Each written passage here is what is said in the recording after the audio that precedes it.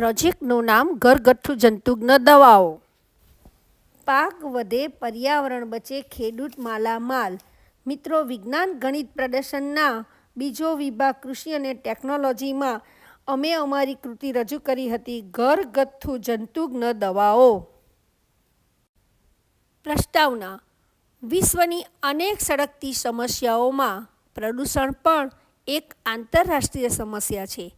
અરણ્યના ખોળામાંથી ઉદ્ભવેલી અને નદી તટે પ્રાંગરેલી આપણી ભારતીય સંસ્કૃતિને પણ પ્રદૂષણનો લૂણો લાગી ચૂક્યો છે, જેને દૂર કરવાની આપણી ફરજ અને નાગરિક ધર્મ છે. પોલ્યુશન પ્રદૂષણ વિશે વાતો કરી પોતાની ફરજમાંથી છટકી જવાની આજકાલ જાણે ફેશન થઈ પડી છે. ફક્ત કારખાનામાં કામ કરતા કે ટેકનોલોજીના આધુનિક સાધનોનો ઉપયોગ કરતા વ્યક્તિઓ જ પર્યાવરણને નુકસાન કરે એ જરૂરી નથી, પરંતુ નાનામાં નાની વ્યક્તિ પણ આજે આ સળગતી સમસ્યામાં ભડકો કરે છે. જેમ કે ખેતી કરતો ખેડૂત વધુ પાકના ઉત્પાદનની લાલસામાં કીટકોનું નિયંત્રણ કરવા માટે રાસાયણિક જંતુનાશક દવાનો ઉપયોગ ખોટી રીતે કરે છે, જેની આડઅસરોનો સામનો આજની તારીખે વિશ્વના તમામ લોકો કરી રહ્યા છે. મિત્રો, માનવ પ્રગતિ અને વિકાસ ત્યારે જ શક્ય બનશે કે આપણો દરેક માનવ તંદુરસ્ત રહે. તન તંદુરસ્ત તો મન તંદુરસ્ત. મિત્રો, જે મનથી તંદુરસ્ત છે તે સર્વજ્ઞ વિકાસ સાધીને જ રહેશે. એ હેતુથી અમે આજના વિજ્ઞાન મેળામાં અમે પ્રોજેક્ટ રજૂ કર્યો છે ઘરેલું જંતુઘ્ન દવાઓ.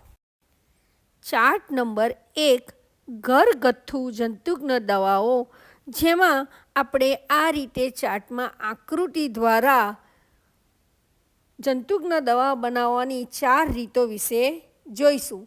જેમાં પહેલી રીત છે પોઈઝન બેટ બનાવવાની રીત. કઈ રીતે બનાવી શકાય તે વિગતે જોઈ.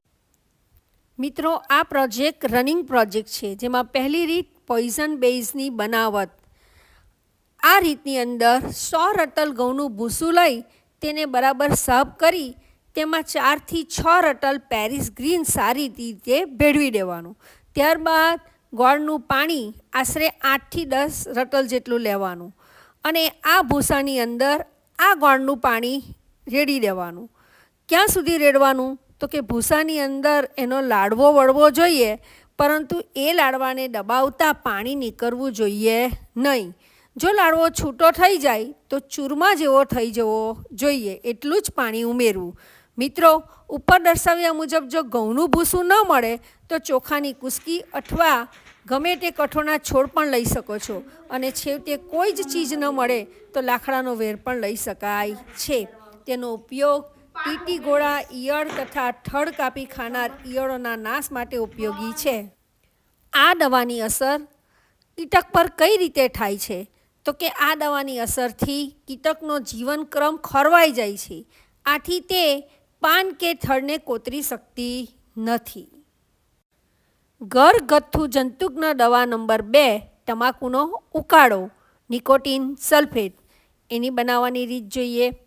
1 રતલ તમાકુના ભૂકાને 1 ગેલન એટલે કે 10 રતલ પાણીમાં આગલી રાતે પલાળી મૂકો. બીજે દિવસે સવારે 1 કલાક સુધી ઉકાળવો. ત્યાર પછી તેમાં કપડાં ધોવાનો અડધો રતલ સાબુ નાખો. આ રીતે સ્ટોક સોલ્યુશન તૈયાર થશે. જ્યારે વાપરવાની જરૂર પડે ત્યારે ઉપર મુજબ દવાના 1 ભાગ લઈ, જે આપણે દવા બનાવી છે તેનો 1 ભાગ લેવાનો અને 6 થી 8 ભાગનું ચોખ્ખું પાણી ઉમેરવું. આ દવાનો ઉપયોગ શું છે તે જોઈએ. તો કે આ દવા નિકોટીન સલ્ફેટની જગ્યા પર વપરાય છે. પાન ઠીકરી જેવા કીટકો મધ જેવો ચીકણો પદાર્થ છોડી પ્રકાશ સંશ્લેષણની ક્રિયા રોકે છે, અને આ દવાની અસરથી આવા કીટકોનો ગર્ભધાન ઘટે છે અને તેનું રૂપાંતરણ ખોરવાઈ જાય છે, જેથી પાક બચી જાય છે. ઘરગથ્થુ જંતુઘ્ન દવા નંબર 3, કેરોસીન સાબુનું મિશ્રણ. બનાવવાની રીત જોઈએ આપણે. જેમાં 10 રતલ પાણી લઈ તેમાં 1 રતલ કપડાં ધોવાનો સાબુ ઓગાળો. પાણીને ગરમ કરવાથી સાબુ તરત જ ઓગળી જશે. ત્યારબાદ આ મિશ્રણને સ્ટવ પરથી દૂર લઈ હલાવવાનું ચાલુ જ રાખવું. સ્ટવ બંધ કરી અથવા સ્ટવ પરથી દૂર લઈ લેવાનું અને તેમાં 20 રતલ જેટલું કેરોસીન ઉમેરો. મિશ્રણ એકરૂપ થયું છે કે નહીં તે જાણવા માટે એક ટીપું ચોખ્ખું પાણી તેમાં નાખવું. જો કેરોસીન ઉપર ન તરે તો મિશ્રણ તૈયાર થયું છે તેમ જાણવું. હવે આ મિશ્રણનો આપણે ઉપયોગ જોઈએ. જ્યારે આ દવાનો ઉપયોગ કરવો હોય ત્યારે આ સોલ્યુશનનો 5 ભાગ અને 13 થી 15 ગણું ચોખ્ખું પાણી ઉમેરીને છાંટવાના કામમાં લેવું, નહીં તો પાક બળી જાય. સફેદ માખી, મોડો, મસી, ઠીપ્સ, ચૂસિયા જેવા કીટકો માટે આ અસરકારક છે. આ મિશ્રણની અસરથી અને તેની ગંધને કારણે આ કીટકોની વૃદ્ધિ અટકે છે અને તે ક્રિયાશીલ રહેતી નથી. ઘરગથ્થુ જંતુજ્ઞ દવા નંબર 4 ગંધક ચૂનાનું મિશ્રણ.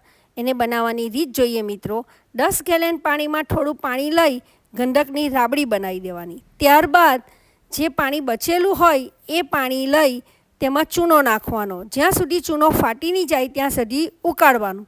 ત્યારબાદ આ ચૂનાના ઉકળામાં ગંધકની રાબડી જે પહેલેથી બનાવેલી છે તે ઉમેરતા જવાનું. ત્યારબાદ આ મિશ્રણને 45 મિનિટની ઉપર એટલે કે ઓછામાં ઓછું 1 કલાક સુધી ઉકાળતા રહેવાનું, જ્યાં સુધી મિશ્રણનો રંગ કોફી રંગ જેવો ન દેખાય ત્યાં સુધી અને ગંધક છૂટો દેખાય નહીં ત્યાં સુધી. ત્યારબાદ આ મિશ્રણને કપડાથી ગાળી લેવાનું. આ રીતે આ સ્ટોક સોલ્યુશન તૈયાર થઈ જશે. જ્યારે આપણે પાક ઉપર છાંટવાના હોય છે ત્યારે તેનો સ્ટોકનો એટલે કે દવાનો 10 ભાગ અને 50 ભાગ પાણી ઉમેરી તેનો ઉપયોગ કરવો. એનો ઉપયોગ જોઈએ તો કે તે ફૂલ તેમજ પાનની સપાટી પર ઘસરડા કરી બહાર આવેલ રસને ચૂસીને નુકસાન કરતા કીટકો માટે છે. આ કીટકો આ દવાની અસરને કારણે ભટકી શકતા નથી, એટલે કે એનો ક્રિયાશીલ ઘટી જાય છે અને આ દવાની અસરથી કીટકોમાં વંધ્યત્વ આવી જાય છે અને ઝેરી અસર જેવું એને પર વર્તણૂક થાય છે. અંતમાં જય જવાન, જય કિસાન, જય વિજ્ઞાન.